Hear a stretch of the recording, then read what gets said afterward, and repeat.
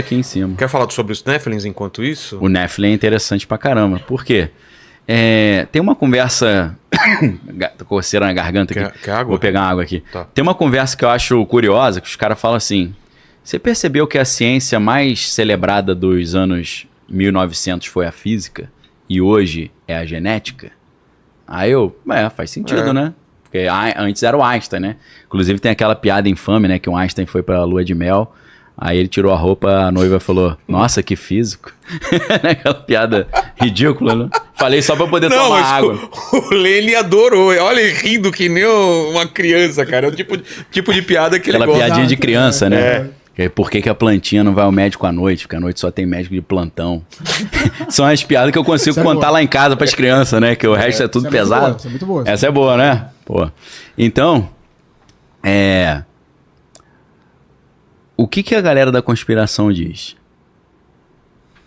Jesus, ele é uma gambiarra que Deus fez para poder entrar num corpo humano, entendeu? Mas como é que Deus fez isso? Ele teve que criar um corpo diferente. Ele teve que fazer uma engenharia genética. Porque Maria, segundo o que a Bíblia nos ensina, não nasceu de uma relação homem-mulher. Foi uma gravidez virginal, né? Por quê? Porque ele não é um... Só com isso você já conclui que Jesus não é um bebê normal. Ele foi colocado ali por Deus, pelo Espírito Santo. A Bíblia diz, descerá sobre ti o Espírito Santo e o poder do Altíssimo te envolverá e conceberás. Então ela foi inseminada. A gente pode dizer que foi a primeira inseminação artificial da história. Para quem acredita que isso é verdade, eu acredito. E aí, Deus então criou um corpo modificado, capaz de receber o Espírito do próprio Deus sem explodir, ok? E aí Paulo vai falar que Jesus, sendo Deus, ele não usurpou assumir a forma de Deus, ele se esvaziou e assumiu a forma de servo. Então, para nós cristãos que acreditamos na Trindade, Pai, Filho e Espírito Santo, Jesus é Deus também. 1 João 5,20 diz, no verdadeiro estamos, isso é em Jesus Cristo, esse é o verdadeiro Deus, é a vida eterna. Para quem tinha dúvida que a Bíblia diz que Jesus é Deus, esse Deus ele não veio na plenitude da sua glória. Ele se esvazia e consegue entrar num corpo humano modificado. Aí a galera diz que Satanás, quando olhou isso, falou, o macete é esse?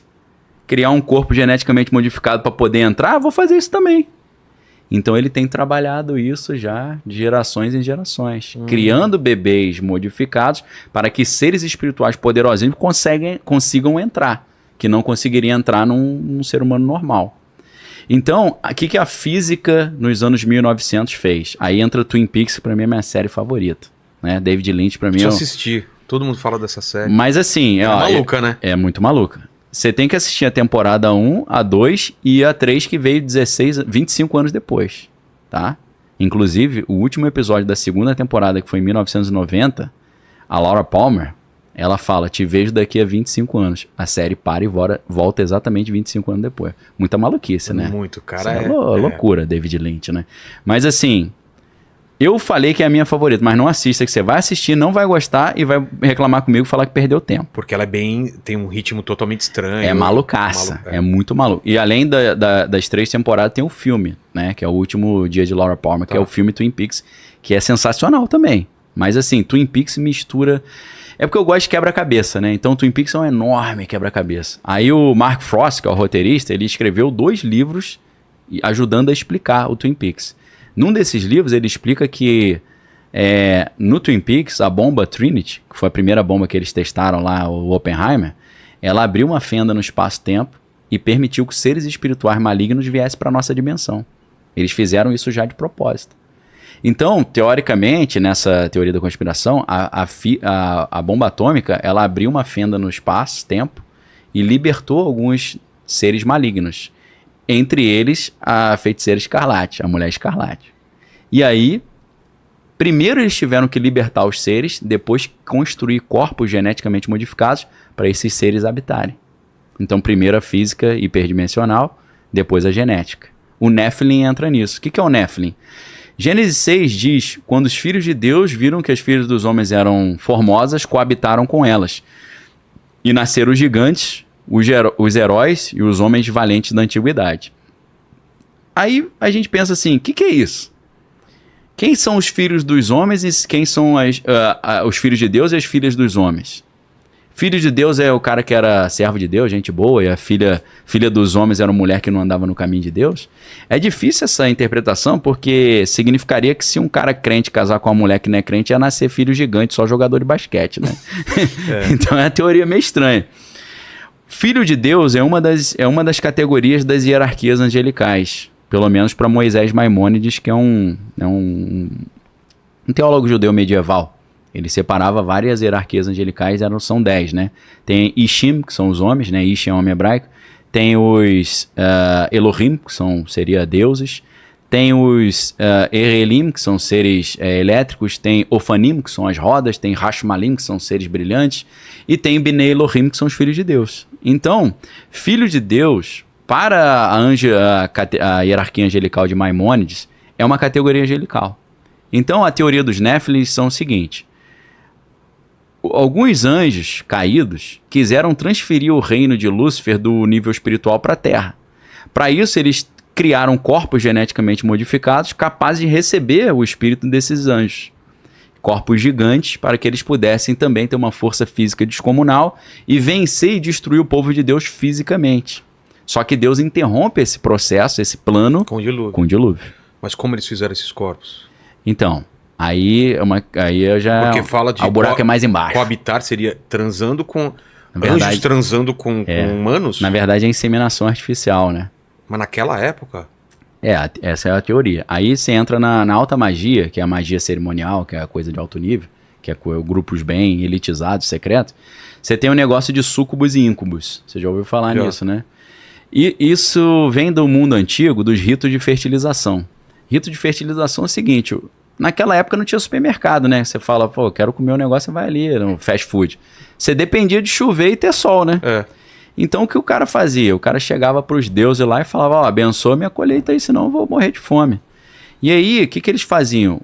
O nível mais simples de rito de fertilização, ou rito culto de fertilidade, o cara pegava a esposa de noite na lua cheia, levava lá pro campo onde ele plantava e mandava brasa na esposa ali. O cara mesmo? Com a esposa dele, E qual a função? A função é que aquele rito de fertilidade que ele tá tendo com a esposa ali, aquela relação sexual, transfira energia de fertilidade pra terra. Esse é o nível mais simples. Mas assim, corriqueiro. O Lene já ficou interessado nisso daí, vai pegar um milharal aí, vai levar... Pô, cuidado quando levar um espinho nos glúteos lá, né? Da plantação que você vai, né, cara? A formiga, a abelha, né? Se for alérgico então, né, tem que tomar mais cuidado.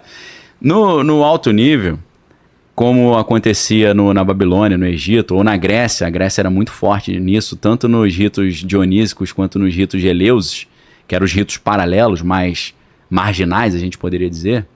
A gente tem, você vai lembrar disso, a Hela, naquele filme Thor Ragnarok, ela mostra que no teto, por trás dos desenhos do Odin, gente fina e bonitão, eles eram seres malignos que sacrificavam criancinha, devoravam criancinha, né? Ela fala, o nosso pai Odin era gente fina igual ela. Não, na minha época, eu era amiga dele, a gente fazia as maldades. Depois ele cismou de ficar bonzinho e me jogou no inferno, né? Ela reclama com Thor, né? E, inclusive, naquele outro filme do Thor, que a Natalie Portman também vira Thor lá, que eu esqueci, Love and Thunder, né? Amor e Trovão, sei lá. É isso? Nesse filme ele fala, a gente não vai devorar criancinha não, antigamente a gente fazia isso, hoje a gente não faz mais. Então, na Grécia tinha essa dicotomia. Você tinha a deusa Atenas, que era Atenas Parthenon, que é a Atenas a Virgem, que tem o Parthenon até hoje lá na Grécia, que é a da Virgem Atenas, que é Atenas a Santa. Mas tinha Atenas que era animalesca, que era da orgia e tal. Então esses ritos de fertilização eram ritos marginais, né? Em Roma era a Saturnália, né? As festas de Saturno. Que dá origem... ao carnaval. Por isso dá origem ao carnaval, mas a gente sabe que Dionísio, né, vem da palavra Eonisios, em grego, que dá origem a Enos, que é o vinho. Inclusive, especialista em vinho é enólogo. Porque Enos é vinho em grego. Só que Dionísio... Eno é o sal de fruta... Se você beber demais. Exato. O Lene se diverte, cara. Meu Deus, como é fácil fazer o Lene rir, né? Lembrei da piada do sal de fruta, né? Que o cara fala, pô, se tem sal de fruta, o cara tem, ele me vê um de goiaba, então... Cara, pô, goiaba? Foi só pra tomar água aqui. Foi mal pra galera aí que faz piadas infames, né? Mas é o que dá pra contar. Como eu tenho criança em casa, eu tenho que colecionar piada light, né? Exato. Então fica um monte light na cabeça. E o que acontece, então? O Dionísio, ele também é chamado de Baco, né? Então as festas do Dionísio, que eram os cultos dionísicos, eram conhecidos como bacanalias. Bacanais. Entendeu? As bacanais, que eram as saturnálias em Roma. Bacanal todo mundo sabe o que é, né? Ninguém é de ninguém, pegação geral. Só que pra quem acha que é só prazer da carne, não, aquilo é um culto. Era um ritual? É um ritual de fertilização. Como é que era esse ritual? Segundo os caras contam lá, os ritos de Eleusis e as bacanalias, é só você pesquisar.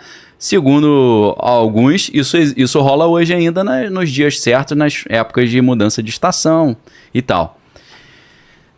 Os súcubos são seres espirituais, eles aparecem numa forma feminina e induz o cara a achar que ele está tendo relação com uma pessoa. É tudo como se fosse um sonho. Às vezes o cara não sonha e ele acaba ejaculando. É como se fosse isso. Você não teve relação com ninguém, foi uma simulação.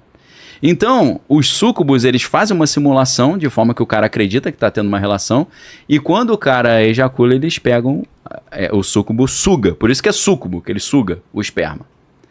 Dentro dessa teoria dos Nephilim, eles pegam esse esperma, mudam geneticamente. Aí você fala, anjo não sabe fazer isso. Você fala, até o ser humano sabe, pô. O anjo, se anjo existe, ele sabe muito mais do que a gente. Sobre o universo, sobre como funciona a estrutura biológica do homem. Então eles pegam esse espermatozoide, modificam geneticamente. Naquela época, bota o cara grandão e fortão. E capaz de receber um espírito de um anjo, uma potestade dentro dele. E eles pegam aquele espermatozoide geneticamente modificado, aí o mesmo espírito, só que em outra forma, em vez de feminino, agora masculino, o incubus, ele faz a incubação ou a inseminação. Então o cara acha que ele está tendo relação com anjos, mas na verdade é tudo uma simulação. É espermatozoide humano inseminado em mulheres, só que geneticamente modificado. Aleister Crowley chamava isso de Moonchild, criança da lua, criança celestial, nesse rito de fertilização. Então, teria sido assim, dentro dessa teoria, eu não sei, que um amigo perguntou, como é que você sabe disso? Você já teve relação com anjo? Eu falei, nunca tive não sei se é assim não, meu irmão, tá? Eu tô te falando o que estão dizendo, tá? Bota uma nota de rodapé aí, ó, é conteúdo altamente especulativo, entendeu? Então, não sei se é assim, nunca fiz isso e não pretendo fazer não. Então, teria sido assim que eles fabricaram os gigantes, os Nephilim. E quando nasceram esses corpos... E daí pode ter vindo também a ideia de semideuses, né? É lógico. Hércules e... Exato. Perfeito. Você pensa... todos os grandes reis da Grécia Antiga, não só da Grécia Arcaica, se a gente pensa no rei Minos de Creta, né? Que dá origem ao Minotauro, que tem um transhumanismo aí também, né? Porque a mãe dele teria tido relação com um touro, aí o cara nasceu meio misturado touro com homem, aí foi preso no labirinto, tem aquele do labirinto do Fauno e tal, do labirinto do Minotauro, da Ariadne, né, com o filho, que é uma história interessantíssima, mas eles teriam, esses reis da Grécia seriam fabricados dessa forma. Se você, não só na Grécia Antiga, nessa Grécia que a gente chama minoica, porque é Grécia minoica, de Minos, do rei Minos, na época que Creta era o grande expoente da Grécia. Inclusive, quando a gente fala de Golias na Bíblia, Golias é filisteu. Os filisteus... Era um gigante, né? Ele era um gigante. Entre os filisteus tinha muitos gigantes. Os filisteus não são povos daquela região ali. Os filisteus que dão origem hoje à Palestina, que Palestina vem de Filistina, de filisteu. Os filisteus são originários da ilha de Creta. É por isso que tinha gigante ali, eu imagino porque eles são frutos de experiência genética que Zeus estava fazendo naquela região. Você sabe que Zeus era pegador, né? Que ele pegava geral, né? Pegava geral e tinha um monte de filho semideus, né? E eu acho que era assim que ele engravidava as mulheres. Não só nessa Grécia minoica, arcaica, na época que o rei Minos era o famosão, mas até Alexandre o Grande, pô. A história conta que a Olímpia, mãe de Alexandre o Grande, foi engravidada por Zeus. E aí o pai, o rei Filipe da Macedônia, ouviu a mulher dando os gritos no quarto, foi olhar no buraco da fechadura. Falei, o que minha mulher tá fazendo aí? Será que o Ricardão tá na área? Quando ele olhou, o Zeus estava no esplendor da glória, queimou o olho dele, por isso que ele era caolho, pô. o pai do Alexandre o Grande. Então, Alexandre o Grande, ele se dizia, ele fala, eu faço as coisas porque eu não sou normal, não, eu sou filho de Zeus. Meu pai é pai adotivo, aí, pai de criação. Entendi. O rei Filipe da Macedônia não é meu pai, não, meu pai é Zeus. Mas realmente, se as histórias que Plutarco, o Teucídides, diz, os grandes historiadores contam do Alexandre, se for verdade, realmente o cara era sinistro, né? Teve uma situação, por exemplo, que eles estavam numa cidade murada, cercada, e aí tava todo aquele exército inimigo ali, cercou a cidade, e aí ninguém entra, ninguém sai, comida acabando. O Alexandre falou, aí é aquele Zugzwang, né, do xadrez. Você tem que fazer alguma coisa, não pode ficar parado. Ele pulou lá de cima da muralha sozinho. Só que aí quando ele pulou e caiu no meio do exército inimigo gigante, os caras acharam que ele tinha caído do céu. E aí eles correram pra trás, que ficaram com medo. Falaram, pô, é um deus, né? Quando eles viram que era o Alexandre, eles partiram pra cima. O Alexandre ficou muitos minutos ali lutando sozinho com a multidão. Até que os caras viram, pô, o Alexandre pulou, vamos também. Aí eles pularam, tiraram ele meio machucado, né? Sim. Mas realmente o cara fazia coisa assim mirabolante, né? Se é que as coisas são verdade. Então você falou exatamente o que eu ia falar. Esses heróis, tipo Hércules, devem ter sido Néfilins nesse sentido. Pessoas com habilidades excepcionais que foram fabricados dentro desse sistema maluco aí. Teoricamente, não só o anticristo, como os outros 8 candidatos anticristo, porque segundo algumas teorias são 9 que são preparados. Sempre tem 9 no mundo preparados para desses e tem uma sequência. Tem o cara que está no primeiro da fila, segunda fila, terceiro até o 9. Então esse grupo dos 9, todos esses caras seriam pessoas que nasceram assim, com súcubos e íncubos. Ainda hoje? Hoje em dia seria isso. Mas não são gigantes? Não são gigantes porque senão ia dar muito na telha, né? Eles têm outras habilidades mais camufladas. Sobrenaturais, né? Tem capacidades sobrenaturais excepcionais, né? Seriam Néfilins, então? 9 seriam Néfilins, seriam... ou Moonchild, segundo Aleister Crowley, né? Se é Crianças da Lua, né?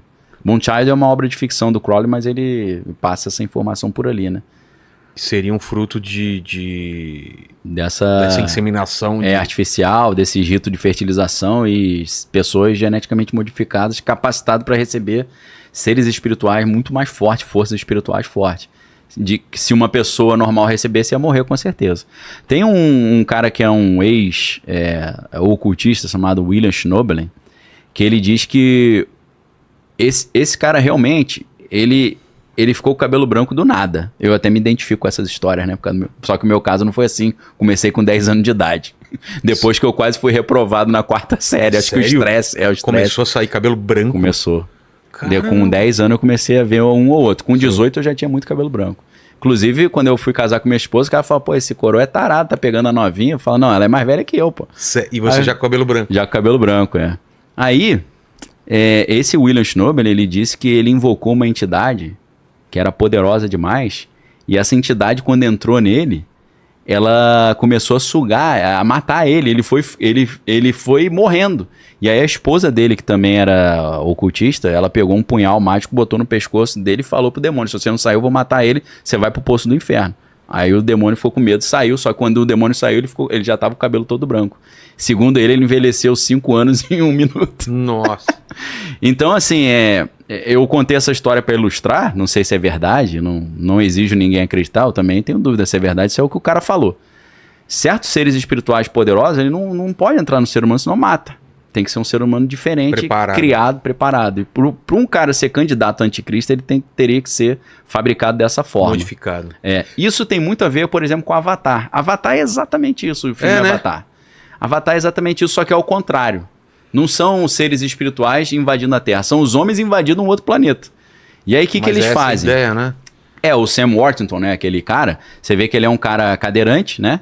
Só que o que eles fizeram? Pegaram o DNA dele, que era um membro do exército americano, um capitão, sei lá, misturaram com o DNA do povo daquela alienígena, que eram os Navi. Navi, inclusive, é profeta em hebraico, né? O livro dos profetas é Nevi'im, né? Navi. Tem vários nomes meio bíblicos ali. A questão da árvore da vida que tem lá, mistura um pouco com Kabbalah, mas também tem a ver com a árvore da vida da Bíblia. O que eles fizeram? Para eles invadirem o planeta alienígena, eles pegaram o DNA do ser humano, misturaram com o DNA dos alienígenas, criaram um corpo híbrido que os seres humanos, nesse corpo híbrido, conseguiam projetar sua consciência para esse corpo. Lembra que ele usava a máquina e ele controlava? Só que aí o que aconteceu? Então, os seres humanos passavam meio despercebidos ali. fantasiado do povo nativo local. Só que aí o cara mudou de time, ele virou a casaca, que em vez dele ficar no time dos humanos, ele ficou no time dos alienígenas. E aí o que eles fizeram? Olha, existe uma maneira de você transferir a sua consciência definitivamente, permanentemente.